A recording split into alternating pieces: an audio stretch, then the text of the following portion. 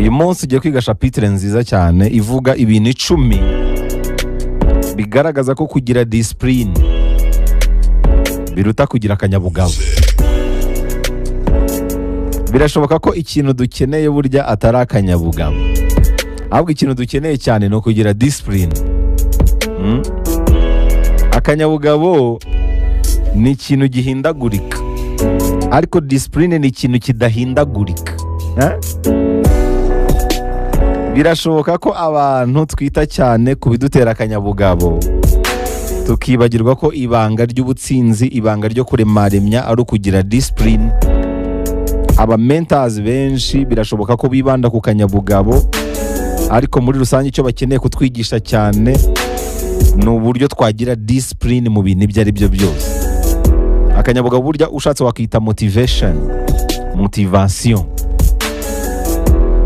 Motivation ni impamvu ituma ukora ibintu runaka, impamvu igukangura ugakora ibintu runaka. Nubwo akanyabugabo ariko kabanziriza discipline, ariko iyo wamaze kugira discipline birashoboka ko kongera gukenera akanyabugabo cyane atari byo biba byihutirwa, ahubwo ikintu uba ukeneye ni uguhozaho kuri iyo discipline. Tugiye kubireba rero mu rugamba rw'ubutsinzi. Birashoboka ko kubaka discipline ari cyo kintu kibanze kandi cya mbere kurusha n'akanyabugabo, nubwo byombi bishobora gukora bikoranye. Hari rero ingingo 10 zigaragaza itandukaniro ryo kugira discipline no kugira akanyabugabo. Izi ngingo zigaragaza neza ko kugira imyitwarire ihozaho ari byo by'umumaro kandi biramba kurusha kugira akanyabugabo. Abahanga bavuga ko ikintu gitandukanya abantu batsinze n'abantu bananiwe gutsinda nuko uriya watsinze yagize discipline kurusha uriya utaratsinze. Uzabirebe dukunze gushishikariza abantu ko akanyabugabo ari ingenzi, ariko burya hari ikindi kintu cy'ingenzi cyane kuruta na kakanyabugabo mu bijyanye no kuremaremya. Icyo kintu rero cyitwa discipline. Muzabirebe nkunda kubabwira nti akanyabugabo, kwiremamo imbaraga, kwigirira icyizere cyangwa se kwiremamo icyizere, guterwa imbaraga n'ibindi bifitanye isano bimeze nko kwiyuhagira. Nkababwira nti iyo uhagaritse kubikora cyangwa kubikorerwa uhita utangira kunuka.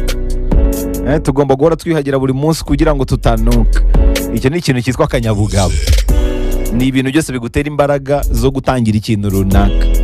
Koko bimeze nko kwiyuhagira pe. Iyo uhagaritse kubikora uhita utangira kunuka. Ariko hejuru y'ako kanyabugabo hari ikintu cyitwa discipline. Buriya koga buri munsi ni discipline, ariko akanyabugabo gatuma ujya koga gashobora kutaba buri munsi. Niyo mpamvu rimwe na rimwe koga bigutera ubuti ukabikora kubera ko ari inshingano kugira ngo utanuka, ariko hari igihe bigusaba akanyabugabo kujya muri douche. Bajya banavuga ngo mwene muntu ntabwo yaremewe koga buri munsi. Banza ni impamvu abantu benshi bamwe na bamwe bahatiriza koga, bavuga ati nzoga ejo, kandi ari n'umuntu mukuru n'urugero. Bivuze ko haramutse hatariho akanyabugabo no koga bishobora kukugora. Bisaba rero ako kanyabugabo. Akanyabugabo ni akahe? Ni uko urahura n'umuntu nakwihumuriza avuga ati ariko ako kantu ndi kumva nagajya uyu munsi wakarabyera.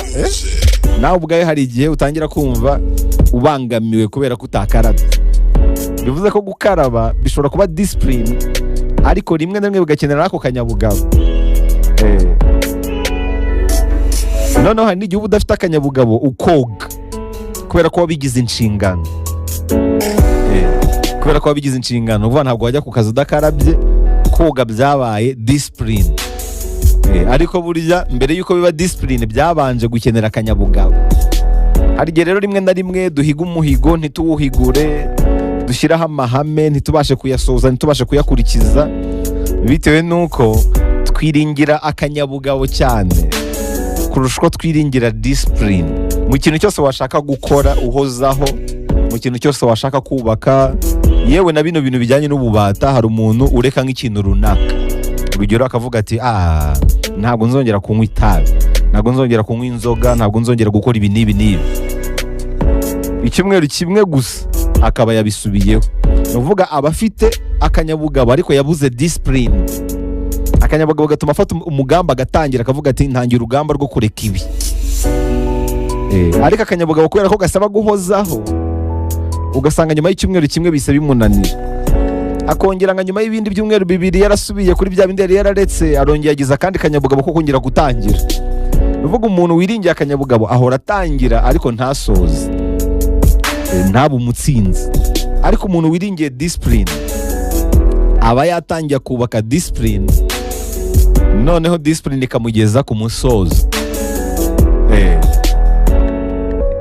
Akanyabugabo rero gatandukanyemo gatoya n'icyo bita discipline.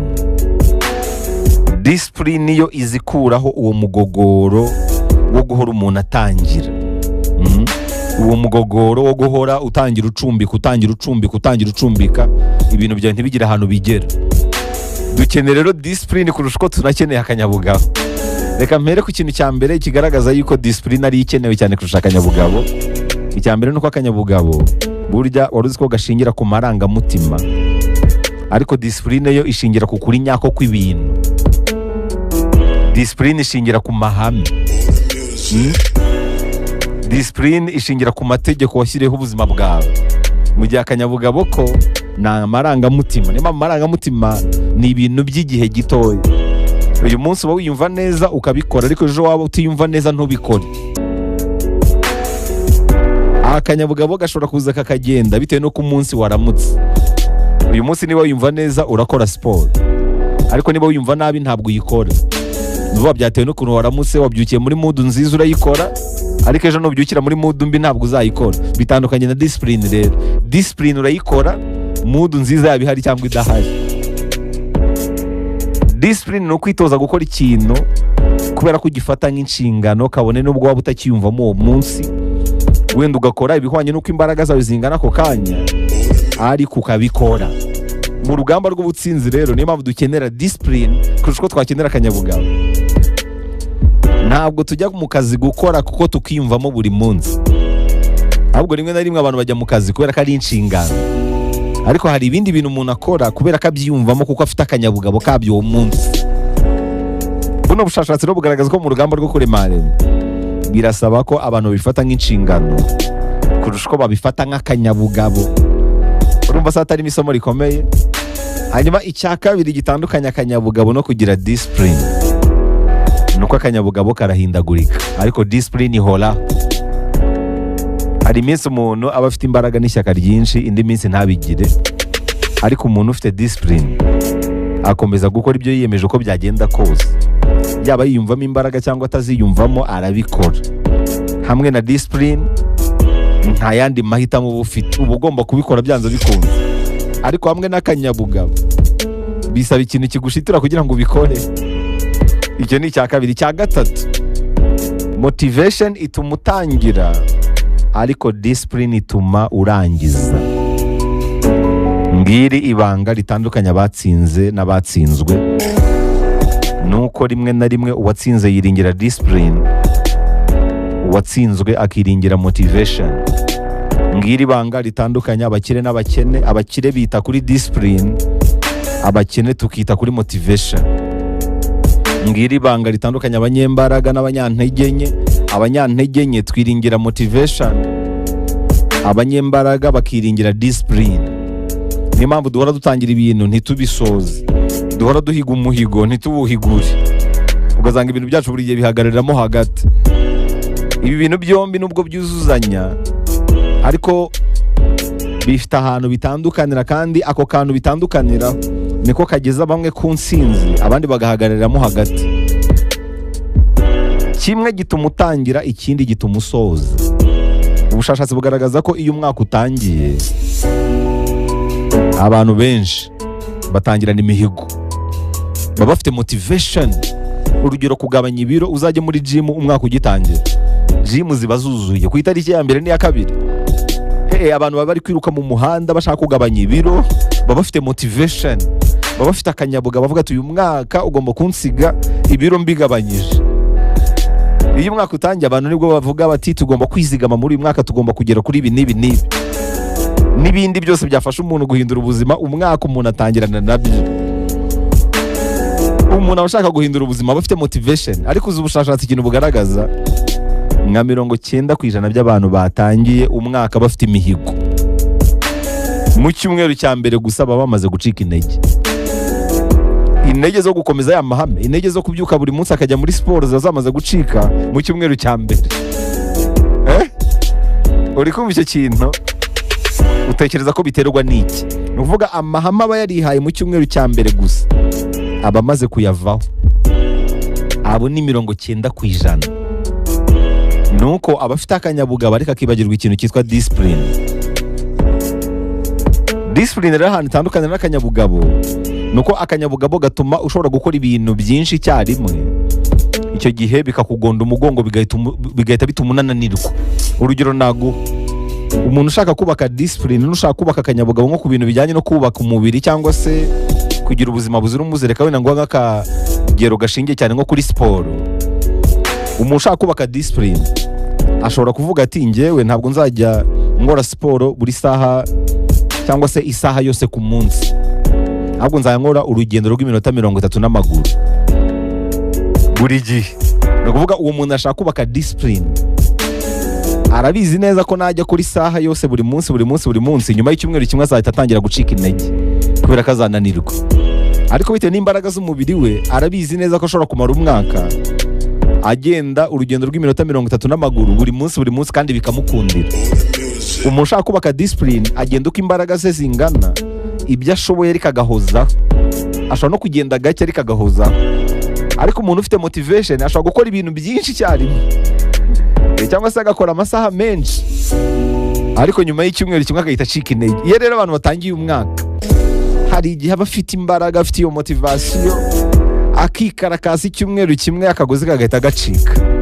Ariko umushaka kubaka discipline agenda uko imbaraga ze zingana gake gake ariko gahoraho.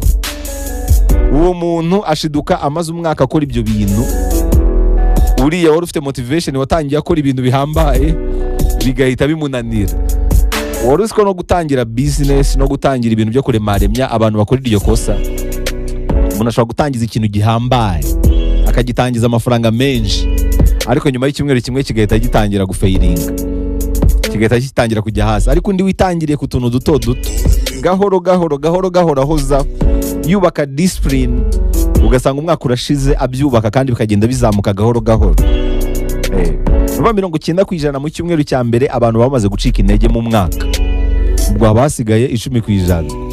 Ubushakashatsi bugaragaza ko abo nabo mu kwezi kwa mbere 5% bamaze kumanika amaboko. Mu kwezi kwa mbere ni ukuvuga n'umuntu ufite akanyabugabo ushobora kwihangana mu kwezi kwa mbere nawe 5% bamaze gutaha, bamaze kumanika amaboko, ubwo hasigaye 5%. Ubushakashatsi bukagaragaza ko nabo 4% mu mezi 3 baba bamaze gucika intege bamanitse amaboko. Buno bushakashatsi bugasoza buvuga ko umuntu 1% ari nawe ukomeza amahame kugeza umwaka urangiye. Ni ukuvuga muri babana 100% bari baratangiye umwaka bafite imihigo, bafite amahame, bavuga ati uyu mwaka tugomba gukora ibi n'ibi. Umuntu usoza umwaka ni 1% muri bo. Ni ukomeza ya mahame kuva mu kwezi kwa mbere, kwa kabiri kugeza mu kwa 12. Ni ukomeza ibintu yiyemeje mu buryo buhoraho kugeza umwaka ushize. Uwo 1% rero ikintu aturusha ni ikintu bita discipline. Ariyemeza akagenda gake ariko akagerayo binyuze mu guhoza. Abantu benshi rero batangirana imishinga bafite ishyaka, ariko abayigeza ku musozo ni abantu bafite discipline. Discipline yo gukomeza n'igihe ibintu bitoroshye. Mu rugamba rwo kuremaremya niba wamaze gutangira, ibya motivation byihorera, iby'akanyabugabo byihorera, ahubwo tangira wubake discipline. Discipline kugira ngo yubake bigenda gute? Urebe uko imbaraga zawe zingana, ukareba ibintu wakomeza gukora, kabone n'ubwo ibihe bibi byaza, kabone n'ubwo imbogamizi zaza. Ni iki kintu nakomeza gukora kabone n'ubwo imbogamizi zaza? Nakomeje kubaha urugero ku bijyanye na siporo. Ushobora kubaka siporo wajya ukora n'ubwo bya minota 15, kabone n'ubwo imvura yaba yaguye, n'ubwo haba hakonje, icyo wabasha gushobora. Umuntu ashobora kuvuga ati okay, njyewe sinshoboye kwirukanka buri munsi, nshobora kujya muri gym, ngiye kujya nsimbuka iminota 15 umugozi mbere yo kujya muri douche. Ibyo nibyo bintu ngiye kujya nkora, nkubaka discipline yabyo. Umwaka uzajya gushira mbikora buri munsi kuko nibyo nshoboye. Ntabwo mfite ubushobozi bwo kumara isaha yose niruka mu muhanda, ariko nshobora gukora pompage 10 ku munsi. Buri uko ngiye kuryama nzajya nkora pompage 10, ntabwo uko ngiye gukaraba icyo nicyo bita discipline kurusha ko wagira motivation yo kujya muri gym ukamara amasaha 3 ukora imyitozo ngororamubiri. No mu bijyanye no kuremara imyanya niko bigenda rero. Uvuga uti ni ibiki nakora mu mbaraga zanjye, mu bushobozi bwanjye, ariko byahoraho ku buryo umwaka washira nyirwana nabyo, ku buryo nta kintu na kimwe cyanca intege, ku buryo n'imyaka 5 yashira nta kintu kinciye intege, ukagenda ubyubaka buri munsi. Impamvu abantu benshi bareka ibintu bakongera bakabisubiramo, cyangwa se bakiha umuhigo wo gukora ibintu runaka bikageramo hagati bikanga, ntabwo ari ukubura akanyabugabo, ahubwo ni ukubura discipline. Niyo mpamvu duhora dutangira ibintu bitajya bisoza. Ibyo rero ni ibintu bitatu, ni nk'ingingo 3 cyangwa se impamvu 3 buno bushakashatsi bugaragaza motivation itandukanye na discipline. Ibanga ritandukanya abanyembaraga n'abanyantege nke ntabwo ari akanyabugabo, ahubwo ni discipline. Twari tugeze ku cya 4 rero, ubwo ndagerageza kwihuta kubera n'iminota. Icya 4, motivation ishingira ku byiyumvo, discipline igashingira ku cyemezo. Abatsinzi rero bose ni abantu bagiye bafata ibyemezo, ntabwo ari abantu bagenderaga ku byiyumviro. Uvuga iyo ufite motivation ukora ibyo wumva, ukora bigendanye n'ukuntu byiyumvamo gusa. Ariko iyo ufite discipline ukora kuko ari icyemezo wafashe, ni ngombwa, uba nta yandi mahitamo ahari.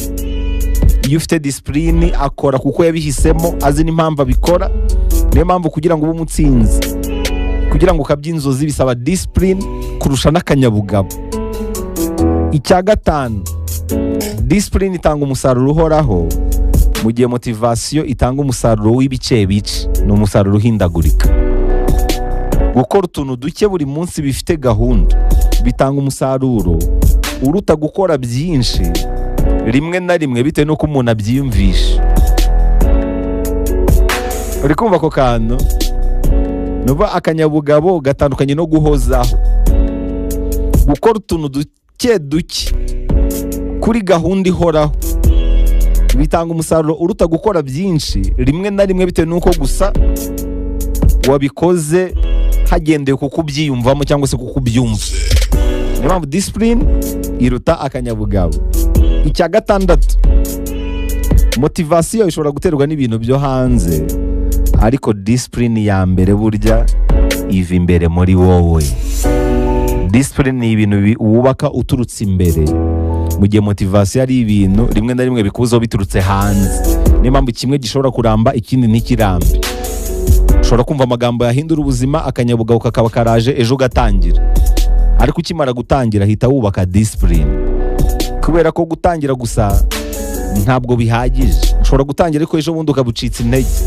Kugira ngo uhozeho rero bisaba discipline. Ushobora kureba amashusho cyangwa se insinzi y'abantu bagiye bageraho, bigahita bigutera motivation ugatangira, ariko ukimara gutangira hita wibuka ku kantu ka discipline. Genda uko imbaraga zawe zingana. Kubaka discipline bisaba kwanza kwimenya, ukamenya uti imbaraga zanjye zingana gutya, ubushobozi bwanjye bungana gutya, ni iki kintu nshobora kumara imyaka 10 nyikora ntarahindura gahunda yacyo.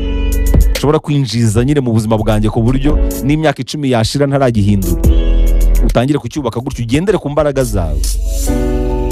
Niba utabasha kwiruka isaha yose ku munsi ngo urimo urakora siporo, reba ikintu washobora, uvuga uti ngewe nshobora pompaje 10 gusa ku munsi, izo nizo nzajya nkora gusa.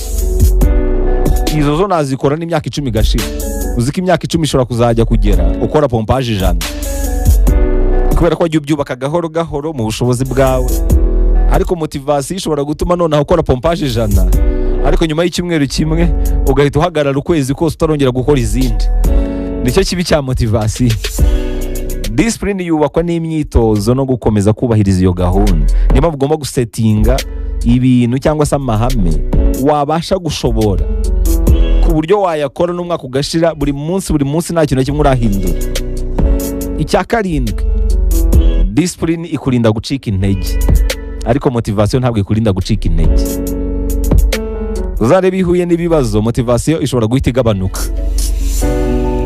Motivation washyiraga mu kazi, iyo uhuye n'ibibazo ishobora guhita igabanuka. Ariko iyo ari discipline, ibibazo byose wahuriramo nabyo urakomeza.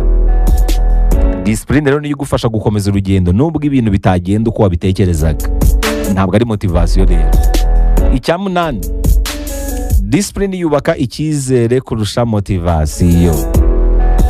Iyo uhora usohoza ibyo wiyemeje ugenda wigirira icyizere kurushaho. Niba waravuze uti njyewe nzajya nkora ibingibi ku munsi, mbihozeho mu gukabya inzozi, buri munsi uko wabishohoje icyizere kirazamuka. Ariko iyo uhora ugira akanyabugabo ukabikora icyumweru kimwe mu kindi bikakunanira, niko n'icyizere cyawe kigenda kigabanuka. Ugenda witakariza icyizere, kandi buryo nta cyizere nta n'ibindi bintu wabasha kuremaremya ngo bikunde. Hanyuma icya cyenda, abageze ku ntsinzi y'igihe kirekire bose ubushakashatsi bugaragaza ko bashingira kuri disipurine kurusha akanyabugabo. Yaba mu bucuruzi, muri siporo, mu mashuri, mu kazi, intsinzi kugira ngo irambe nuko ibikomoka ku gukomeza gukora neza buri munsi ugenda uko imbaraga zawe zingana, aho gutegereza gusa igihe ufite motivasiyo, aho gutegereza igihe ibintu bimeze neza. Hoya, uriya muntu uhora yizigama buri munsi akizigama dukeya aruta uwizigama menshi nyuma y'icyumweru bikamunanira agahita ayakoresha. Niyo mpamvu bakubwira ngo mu rugamba rwo kwizigama, aho kugira ngo ufate amafaranga yose winjiza ufate nka 2/3 bizigame, ejo uhure n'ibibazo n'ayandi wazigamye utangire kuyakoresha. Barakubwira ati wafashe dukeya akaba ari twutangiriraho, ukajya wizigama dukeya ariko duhozaho ku buryo ushobora kubikora n'umwaka nta kintu na kimwe kirahungabana. Ibyo bigira umumaro kurusha gushaka gufatirana amahirwe yisumbuyeho cyangwa se amahirwe menshi, ejo uzahita ucika intege kuriya. Hanyuma icya 10 gishimangira ko disipurine iruta motivasiyo. Motivasiyo ni nziza pe, ishobora kugutera gutangira urugendo, ariko disipurine niyo ituma ukomeza ukagera ku ntsinzi, ukagera ku ntego zawe. Nuva disipurine tugeza ku ntego, motivasiyo idusaba cyangwa se idufasha gutangira. Mu yandi magambo, motivasiyo iratangiza, disipurine ikakugeza ku ntsinzi. Niyo mpamvu rero niba hari ijambo rimwe gusa rigena ikinyuranyo hagati y'abagezeyo n'abahezeyo, rikora ikinyuranyo hagati y'abagafashe n'abakubiswe, hagati y'abanyembaraga n'abanyantege nke, hagati y'abakire n'abakene, ni disipurine. Kubera ko yaba umukire n'umukene, yaba umunyembaraga n'umunyantege nke, yaba uwagafashe n'uwakubiswe, bose bashobora kugira akanyabugabo. Ariko igituma umwe agerayo undi ntagereyo ni disipurine. Isi rero irabogama iyo nta disipurine, igahemba iyo harimo disipurine. Disipurine niyo ituma dukora cyane mu gihe nta na kimwe dusigaranye, no mu gihe dufite byose disipurine ni rwo rufunguzo rwo gukomeza urugendo.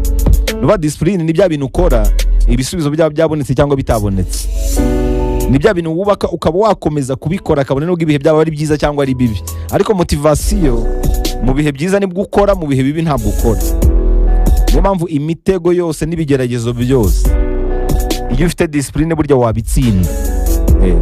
Ariko impamvu utsindwa ibigeragezo ugatsindwa imitego ni uko wowe wiringiye akanyabugabo kurusha uko wubaka disipurine. Disipurine niyo ituma ushobora kuvuga ijambo oya ku bintu bitajyanye n'amahame ugenderaho, ni nayo ituma uvuga yego mu gihe nyacyo, niyo ituma ukomeza kabone nubwo byaba birimo imvune, kubera ko ubuzima ntabwo buguha ibyo ushaka ahubwo buguha ibigukwiriye. Ubuzima ntabwo buguha ibyo ukeneye ahubwo buguha ibyo wakoreye. Disipurine rero niyo ibiguhesha. Buri kimwe cyose isi itanga gisaba igitambo cyacyo. Isi ntabwo iguha ibyo ushaka cyangwa ibyo ukeneye, iguha ibyo warwaniriye, iguha ibyo witangiye. Kwitanga rero bisaba ikintu cyitwa disipurine. Disipurine ni ugukurikiza gahunda yose wihaye, noneho iyo gahunda ukayishyiraho ugende ku mbaraga zawe n'ubushobozi bwawe, ku buryo iyo gahunda ushobora kuyikora. Nuva disipurine isaba ikintu kikoroheye kandi ukunze, ugahozaho. Rero iyo ari ibintu uhatiriza, ushobora kubihatiriza mu cyumweru kimwe kubera ko ufite iyo motivasiyo, ariko nyuma y'icyumweru ugahita ubivamo. Niyo mpamvu ibintu setinga amahame, setinga amahame akoroheye ku buryo yazageza ubwo ahinduka umuco. Nuva disipurine ni ugukurikiza gahunda yose wihaye, ukayikurikiza uko bikwiye, mu bunyangamugayo, muri ayo mahame, ukubaha ayo mategeko washyizeho agenga ubuzima bwawe, ugashyiraho kode zigenga ubuzima bwawe, kandi izo kode password akaba ari discipline, guhozaho. Niyo mpamvu akanyabugabo, biriya bya motivasiyo ni ingenzi, kubera ko nibyo bituma umuntu afata icyemezo cyo gutera intambwe ya mbere agatangira. Ariko gutangira ntibivuze ko uzagerayo, gutangira urugendo ntibivuze ko uzagerayo, ahubwo guhozaho mu myitwarire ituma rwa rugendo rukomeza, nibyo bituma ukomeza ukazagera ku butsinzi. Niyo mpamvu bavuga ko mu buzima bwa buri munsi umuntu ufite discipline akenshi agera ku ntego ze, kurusha uriya muntu wishingikiriza gusa ku buryo yiyumva kuri uwo munsi akaba ari bwashyira mu bikorwa. Muri make nahitamo gukora utuntu duke duhoraho kurusha gukora ibintu byinshi ariko ntazahozaho. Mu rugamba rw'ubutsinzi, mu rugamba rwo kuremarema, iryo ni ibanga rikomeye cyane ritandukanya abantu bagize ibyo bageraho n'abantu twasigaye. Niyo mpamvu chapitre y'uyu munsi nyine yagaragazaga izo ngingo 10 zigaragaza ko discipline ni ibara kurusha n'icyo ngicyo duhora turirimba cyitwa akanyabugabo cyangwa se motivasiyo.